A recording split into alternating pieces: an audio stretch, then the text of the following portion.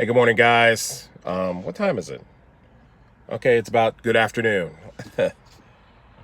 And I'm just hanging out. I'm in a secluded area doing, some phone sessions because my house is not the most private place, because I got grandkids running around and, my wife has to use my office space for her phone, context for her work. So I'm kind of like, you know, if I don't drive all the way to my office to do it, which is, in Delaware, I just kind of sit in my car in a secluded area and do it.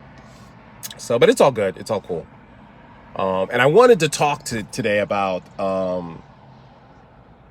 just dealing with, what's going on right now. I had a discussion with a couple friends the other day about planning, and one of the things that came out was because they were upset because their plans never seemed to work out, and I said, well, the deal is that it's okay to make plans, but I always plan on having to modify the plan because rarely does it go according to plan, where everything just falls into place, like just perfectly like dominoes. Never works out like that for me, so I always will have, plan A, but plan A is always flexible for me because I've just gotten used to modifying it on the go. And sometimes that's a problem for people because they end up getting paralyzed trying to create the perfect plan, trying to develop the perfect strategy that have no flaws, no mistakes, no setbacks, no disappointments. And that's the essence of control issues because there's so many things that are out of our control that you just can't account for everything, and I consider myself like an amateur prepper, where, you guys know my old videos. I've stored water, and, a little bit of food, and I haven't really gotten serious. I mean, but I've had enough, I always think, I always tell people, I said, you should at least have 2 weeks worth of food, just in case of a natural disaster, a snowstorm, a flood, whatever, and you're kind of, stuck in the house. Do you have enough to feed your family? And you guys know from some of my videos that I got a house full. So, I'm always kind of, trying to store up on canned goods and whatever, just because I got a lot of babies at my house, so those are the basics. But even with, me, getting some extra supplies here and there for different things, I can't prepare for everything. It's impossible. Even if I had millions of dollars, like the super wealthy, I like watching, some of the prepper shows where you get to see the lifestyles of the rich and famous who have gone the route of preparing for disaster or nuclear war or whatever. And they've got these $1 million bunkers, with everything laid out for like 20 people and blah, blah, blah. But even with an underground bunker, that can't account for an earthquake. All the preps, people can make, all the plans, all the strategies you can devise.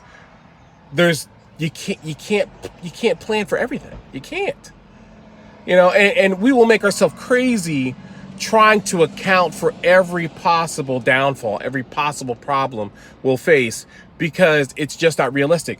So in order to deal with that, we have to prepare our mind to be flexible. And that's the deal. I have to be able to have the mindset that I can adapt and modify whatever comes, to just, be able to change directions, to be so flexible in my mind, body, and spirit that when a setback comes, when disappointment comes, when a challenge comes, when a problem comes, when failure comes, it doesn't break me, So here we are with the quarantine, with the corona, and we're having to make adjustments to the change in our routine. And some of us the process is breaking us because we have to change our routine because our mind can't handle the fact that I have to do things differently.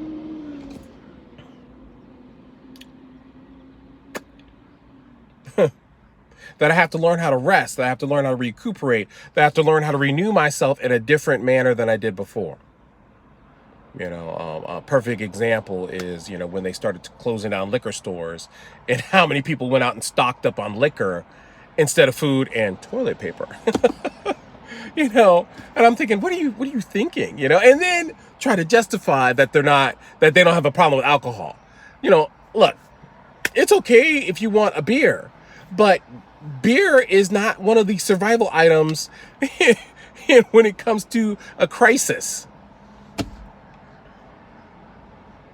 But that's just what I'm talking about, the change in routine. I won't be able to have my daily glass of wine. I won't be able to have my yoga time with my crew at the gym. I won't be able to, go into the store. Like the other day, I went and got some sushi. And they called me and they said, can you pay for it right now? And I'm like, what? I said, I pay for it when I get there.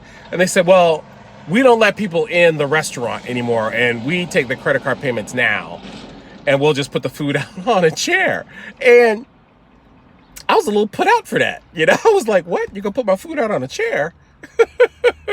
But the food was still delicious. It was still tasty. It was just an adjustment, and I started to laugh at myself. And I said, here, I'm talking about being flexible and I'm tripping because they put my food in a bag in a chair. It's still clean. It's still healthy. It was still delicious. It still costed the same price.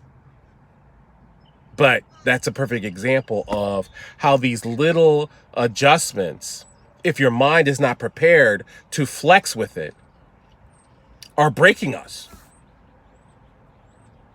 So I'm just putting that out there for you guys to take a breath, man, relax, because the best way to make a plan is to know that the plan is that I'm going to be able to adjust to whatever I need the plan to be. Okay. So I love you guys. Keep me in prayer. And I'll talk to you guys later. Okay. Probably tomorrow. So peace.